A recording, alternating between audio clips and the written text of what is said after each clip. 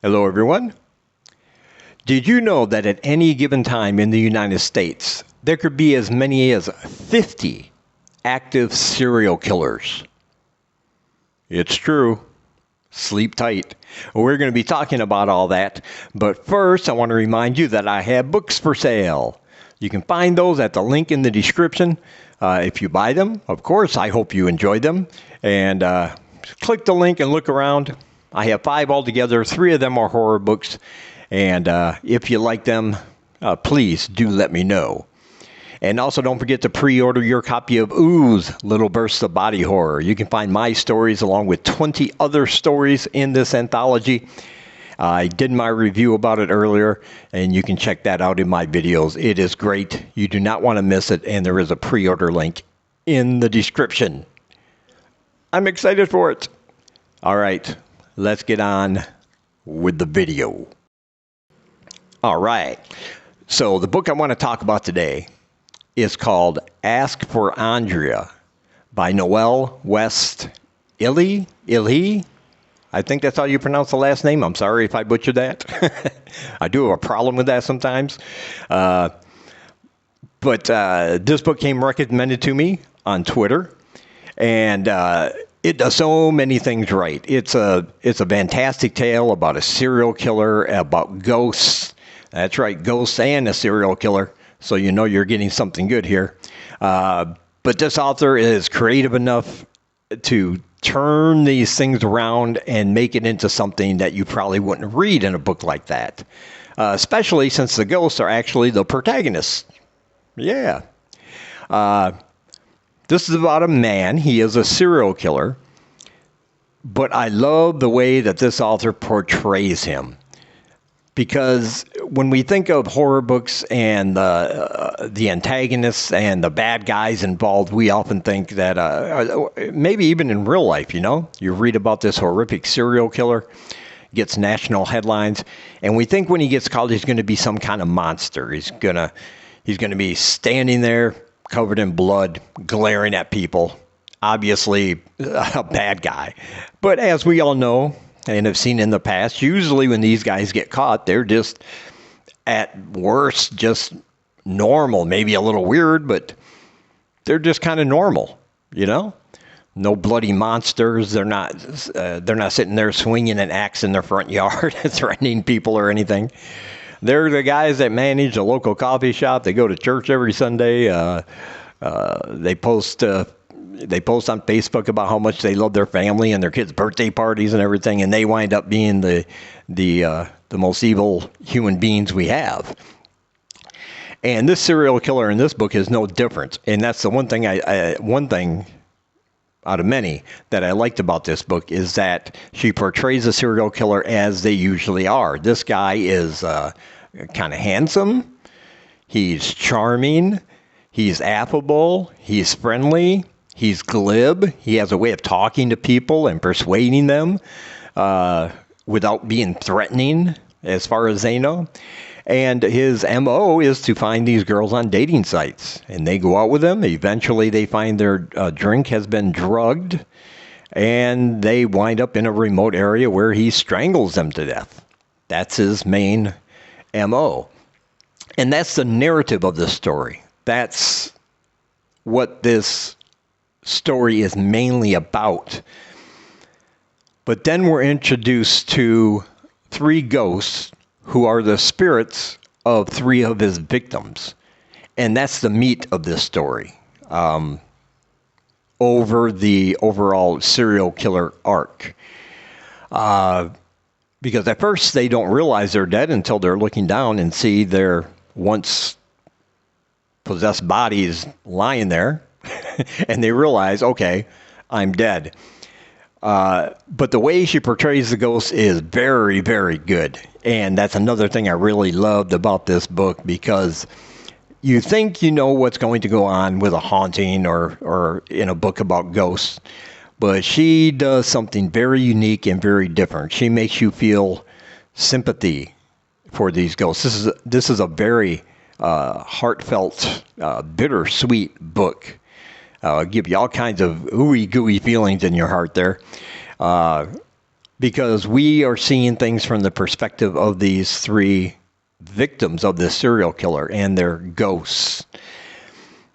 And yeah, think about it. When you die, the moment you die, if you believe in ghosts and you become one, what do?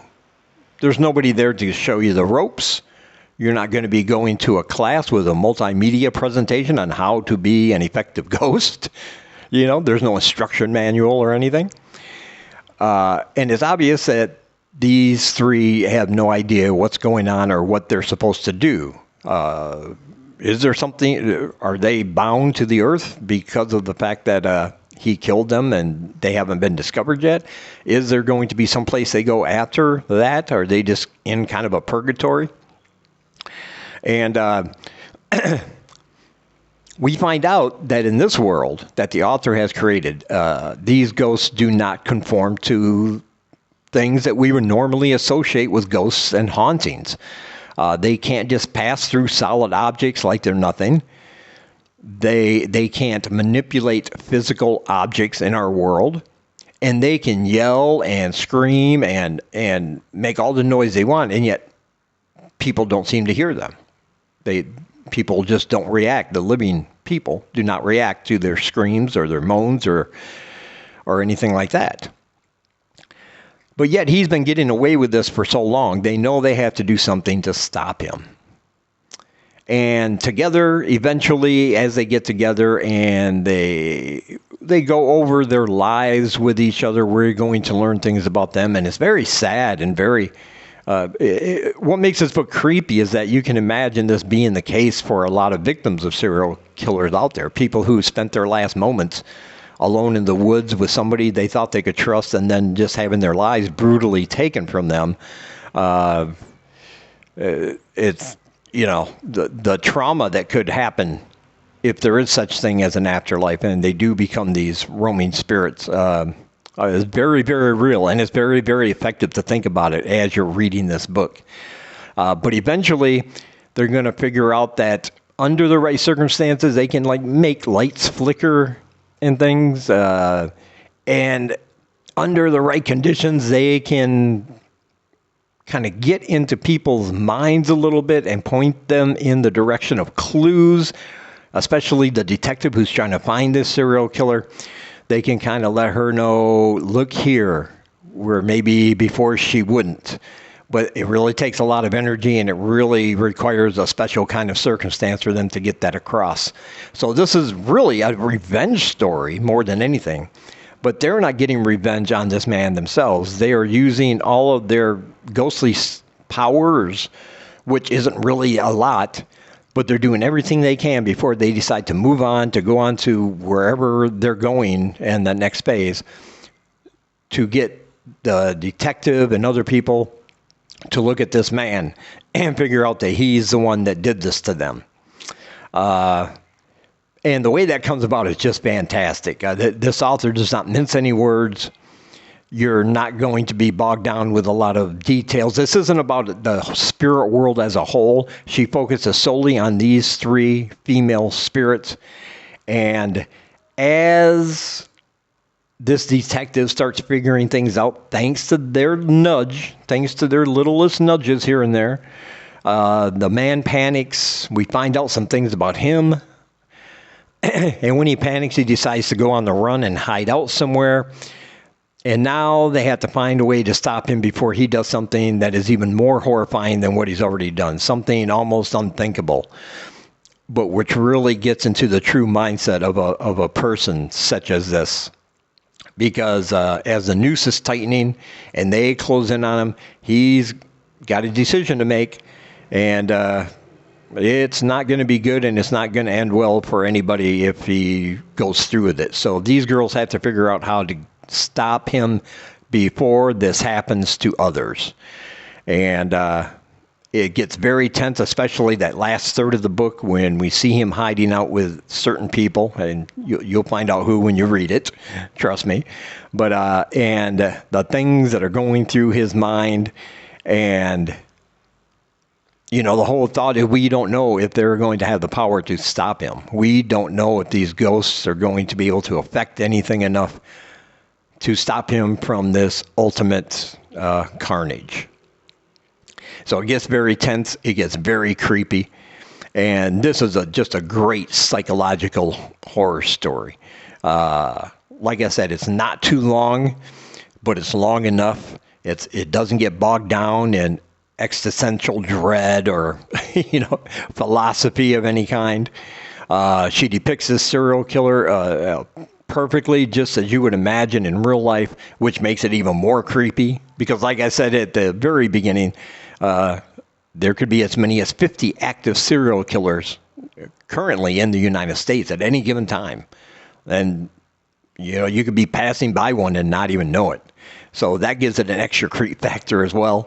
And the story of these girls and their spirits, knowing that they're doing this thing, trying to stop harm from coming to others, yet their lives are over.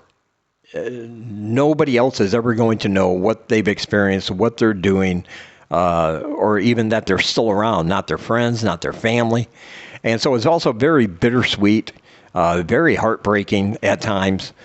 And it's just an overall fantastic story that I cannot recommend enough. I highly encourage you and recommend Ask for Andrea. And there is a link down below where you can purchase your copy on Amazon. And I think you'll be happy if you do. And as always, I want to say thank you for taking some of your time, spending it here with me. I really appreciate you guys watching. And until we meet again, keep reading spooky, my friends.